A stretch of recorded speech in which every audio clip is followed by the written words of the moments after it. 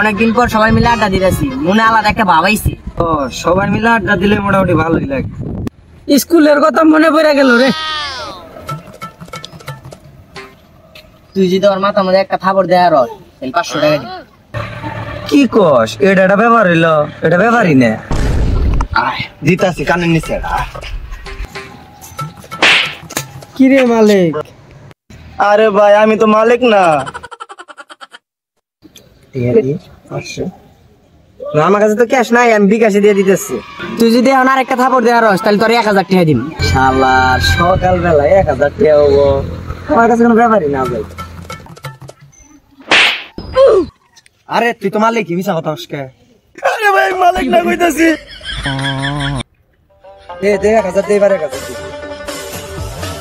যারা ইনস্টাগ্রামে পাঠাই দিতেছে। ইনস্টাগ্রামে কেমনে টাকা দেয়? ও বিকাশে দিতেছি, বিকাশে দিতেছি। আজ আইতালি হলো দোকান করে যাই, 1500 দিচ্ছে কিছু। এতগুলো টাকা হারলাম, কিছু খাওয়া। মারে না। আরে বন্ধু, তোর কাছে তো সবসময় টাকা পয়সা থাকে না। পূজার বন্ধ পাইছি, ওর হাতে টাকা পয়সা হয়েছে, তাইলে ল সব বন্ধু বান্ধব মিলে একটা ট্যুর দেই। মোটামুটি সব জায়গায় ঘুরছি আমরা, এখন শুধু সিলেটই বাকি রাখছে। দেখলি কেমন? আচ্ছা বন্ধু, তাইলে সিলেট ফাইনাল। তুই সব বন্ধু বান্ধবীরে সবাইরে জানাই দে।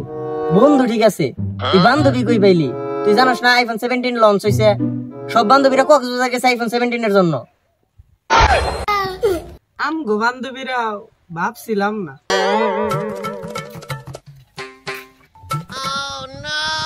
এইবার যদি তুই আরে থাপড় মারার তাহলে তোর 2000 টাকা দিবি। এই না, আমার কাছে এটা ব্যাপার হইলো। তোরে বিলে একজনটা আমি 2বার মাইরা লাইছি থাবো। আরে ভাই আমি এই লোকি। আচ্ছা ভাই সরি, ভুল হইছে। কি করমু? কার মুখ দিকে জায়গায় উঠছিলাম,